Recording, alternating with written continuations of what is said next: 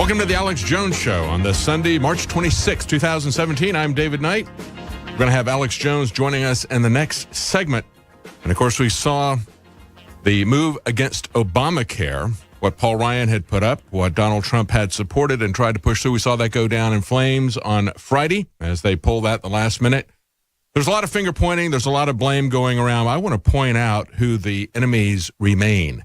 We look at these stories that were on the Drudge Report today about John McCain and what he is saying in Europe right now. You have to understand who the real opposition to our interests is. We need to stop this civil war that is going on within the Republican Party. We need to understand that John McCain was in the EU this weekend saying things like the New World Order is under enormous strain, the titanic struggle with the forces of radicalism, so forth and so on, that the EU and the U.S. need more connectivity.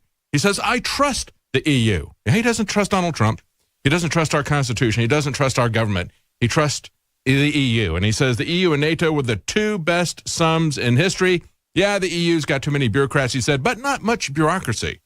I don't know what he means by that. Maybe he meant to say that it doesn't have much bureaucracy. I don't know. I mean, the guy, as Rand Paul said, he's out there. He's an argument for term limits. He's a very dangerous individual, however.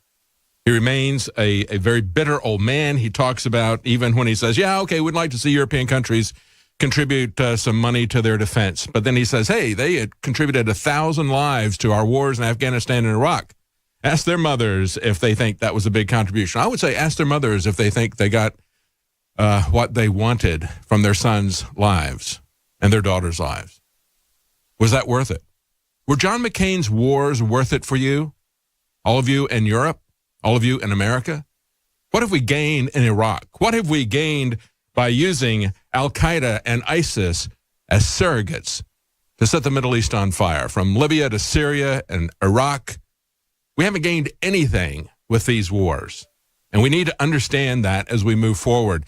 This is the true enemy of America, of the European Union. And then he complains, I've yet to meet President Trump since he took office. But he has met with ISIS. He has met with the people that he has organized, that he's funded, that he's trained. He is really, truly the head of the dark government, meeting with the Europeans and the European Union. I would say not just meeting with the EU bureaucracy. And, of course, we have the EU chief saying, and as it's reported in the Daily Express, they refer to Juncker as the globalist gangster Juncker. They say that he threatens Trump with war if the European Union collapses. They says... He reportedly said, if the European Union collapses, you will have a new war in the Western Balkans. That's a quote from the Daily Express. Meanwhile, China, who have become the darlings of the globalists, we have the Chinese vice premier telling a gathering of Asian leaders that the world must commit to multilateral. Remember, this is the difference. It's all the difference in the world, folks. Multilateral versus bilateral. See, we're not isolationists. Donald Trump has pointed out over and over again what he wants to have is bilateral trade agreements, one-on-one with other nations. What we do not want to have is some supranational organization that is created when you start to pursue multilateral free trade agreements. First of all, they're very difficult to do. And what you wind up doing is appointing some central committee to dictate terms to everyone else. That was what TPP did. And I think Donald Trump is absolutely right to throw that out at the very beginning. I wish he had done that with health care.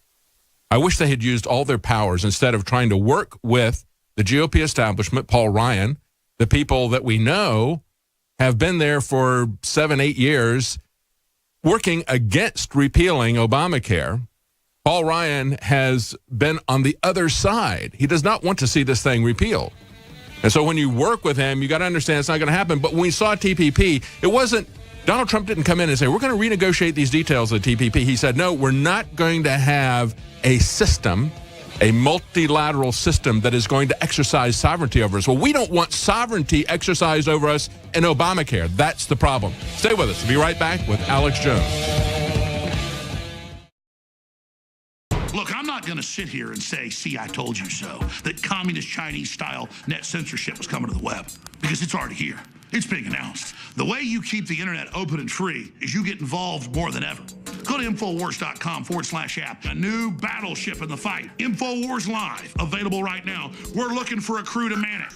You gonna sit down and play games and be a trendy? Or are you gonna be part of history? Don't sit by and let the internet and free speech be stolen from you. Take action.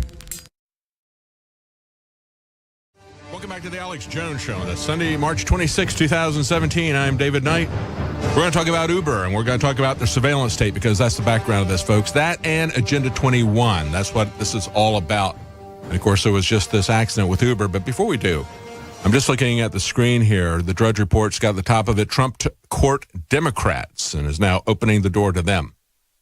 Well, why not? Because, of course, he worked with the establishment GOP and Paul Ryan, who is on the same track as the Democrats, driving the Titanic health care into the iceberg as they come out and say, we're going to rearrange a few of the deck chairs here. Don't worry, we're going to rearrange some deck chairs. Well, we don't even know if they're going to do that. But look, as I said before, and we've got somebody from the House Freedom Caucus has now abandoned it. We have Congressman Poe is now out of the House Freedom Caucus because the heat has gotten too much for him. You know, we don't need sunshine patriots like Poe. We need some winter soldiers who will declare their intention. Every time I criticize something like this, which I think is a bad strategy, a bad tactic, I think Trump's goal is still to get rid of Obamacare, but I think the tactic and the strategy was bad. I think he allied himself with the wrong people. He shouldn't have allied himself with Paul Ryan. He should have allied himself with the House Freedom Caucus and people who really understood what the issue was here. Every time I say that, I hear people say, well, he's playing four-dimensional chess. Maybe. I would like to see somebody that is honestly going to declare the principles and the intentions and is going to sign really large their John Hancock in defiance of these kings and dictators, instead of enthroning somebody like a health and human secretary to sit there and decide for us what our health care is going to be. That's what Obamacare did. Along with the mandates of what you have to buy, along with the taxes that they imposed on you, they established a king with HHS to tell you what your health care is going to be. That needs to be repealed. That has to be taken off. You cannot have that. You can't use that as an instrument of reform. Reform begins by getting rid of the king of health care, the health czar. Get rid of that office. Nobody should have that kind of power. That's why you shouldn't have a Department of Education. Look at what it's done to us. We got to fight with it all the time now about Common Core. That'll never end. About tranny bathrooms, about every kind. And what has happened to the quality of our education? Same thing's going to happen to our quality of our health care, the cost of our health care, the cost of our education. The Department of Education was created by Jimmy Carter. Ronald Reagan campaigned on getting rid of it. Instead, he grew it. He grew it. And this is a giant monster that has taken over our society, our education, our budgets. And the same thing is going to be happening with health care. You're not going to fix this by having a czar come in and take away certain things and turn them over to others. It's just fundamentally wrong. And to come in and say, well, I'm going to throw the people who stood on principle under the bus, and now I'm going to ally myself with the Democrats, that is moving in the wrong direction, folks. I'm sorry. Sorry, but that is moving in the wrong direction. Why is the fungus? Why is the mold? Why is the yeast taking over? What is going on? What has changed? Dr. Group, the new product, Myco ZX, supports normal fungal and yeast balance, proprietary blend of herbs and enzymes made with high-quality ingredients. Yeah, fungus is a growing epidemic, and I've been testing this formula and making changes to this formula for over 10 years. It's available at InfoWarsStore.com. We also have free shipping, orders $50 or more, and 10% off when you sign up for auto ship. Additionally, on top of that, please, we only have a limited supply of this.